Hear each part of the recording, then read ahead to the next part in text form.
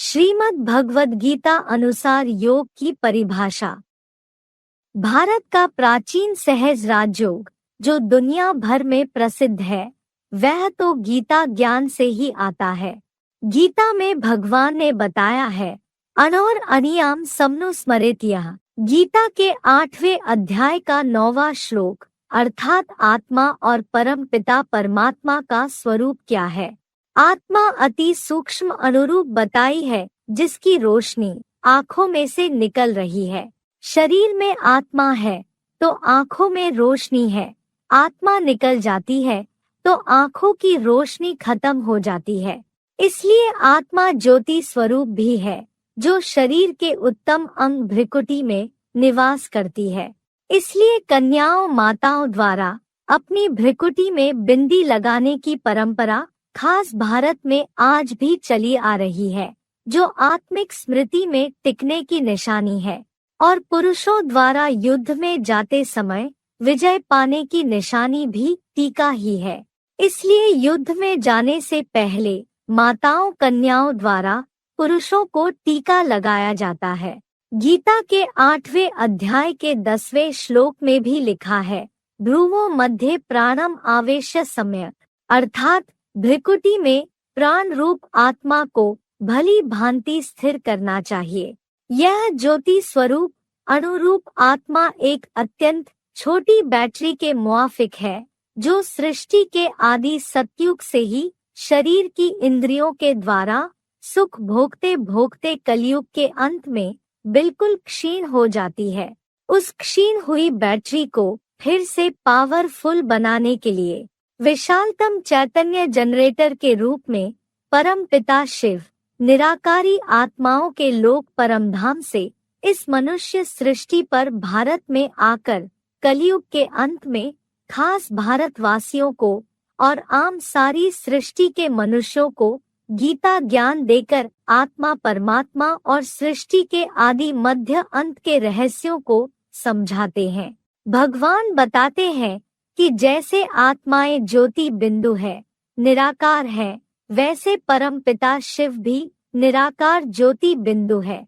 आज भी उस शिव बाप समान बने शंकर की सारे भारत में बनी यादगारों में ज्योतिर्लिंगम की बहुत मान्यता है।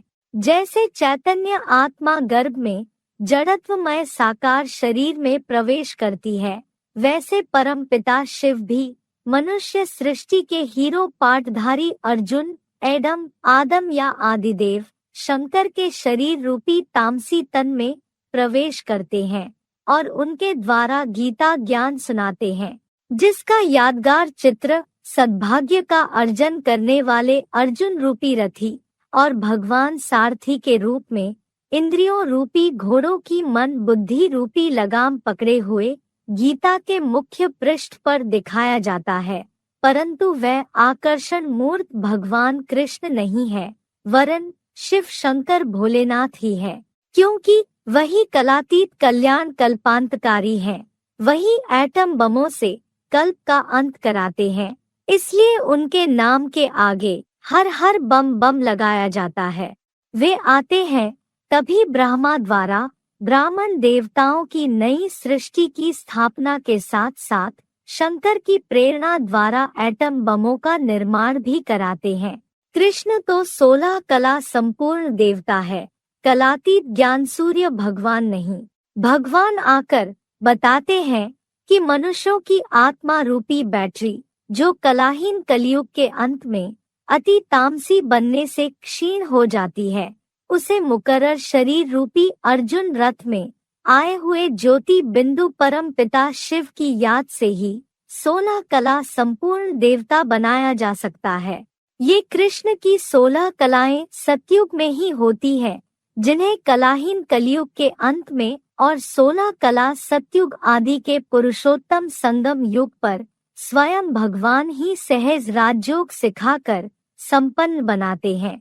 तात्पर्य यह है कि मनुष्यात्माएं परम पिता शिव के साकार अर्जुन रथ में निराकार सदा शिव ज्योति रूप को पहचानकर और अपने को अणु ज्योति रूप आत्मा समझते हुए ही भगवान से योग लगाकर सतयुग के आदि में नर से नारायण जैसा बन सकती है।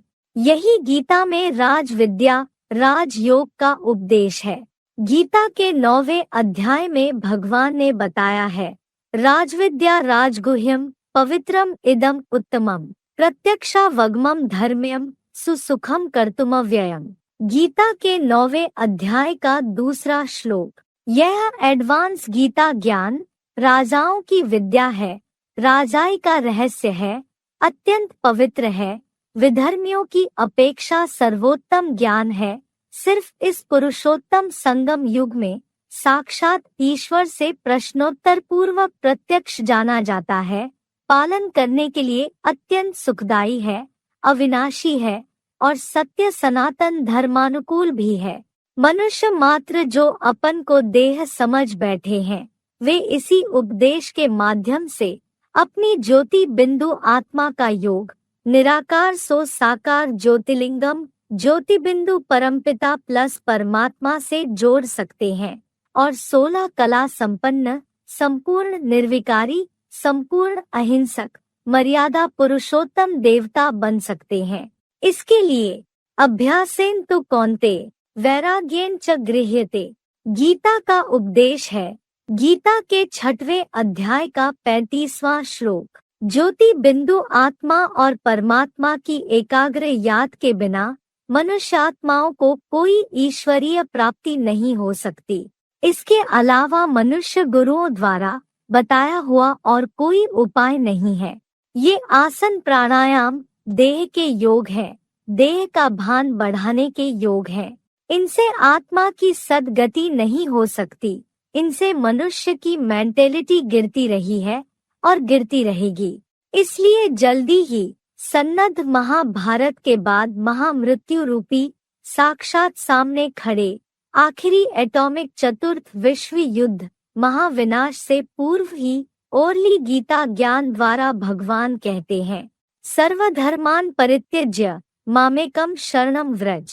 गीता के 18वें अध्याय का 66वां श्लोक, अर्थात हिंदू, मुस्लिम, सिख, ईसाई आदि इन सब धर्मों को छोड़कर मेरी शरण में आ जा।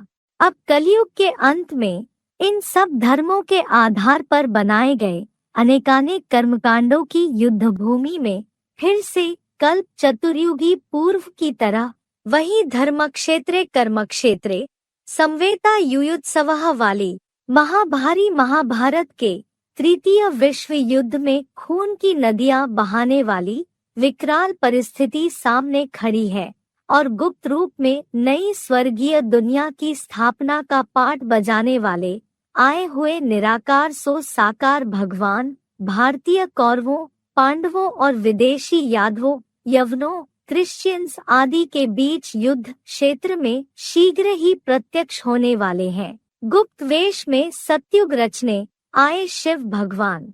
अब तो जाग जाग इंसान, नाहम प्रकाशा सर्वस्य योग माया समावृता मूढ़ोयम नाभि जानाति लोको मामज मव्ययम। गीता के 7वें अध्याय का 25वां श्लोक। योग माया से ढका हुआ मैं शिव बाबा सब आत्माओं के लिए प्रकट नहीं हूँ। यह श्रुति विप्रतिपन्ना गीता के दूसरे अध्याय का 53वां श्लोक। मूर्ख संसार मुझ अगर्भा अविनाशी सदा शिव ज्योति समान बने बाबा विश्वनाथ को नहीं जान पाता। कलयुग जाने वाला है, सतयुग आने वाला है। कोई हंसने वाला है, कोई रोने वाला है, पर्दा उठने वाला है, तमाशा होने वाला है। ओम शांति।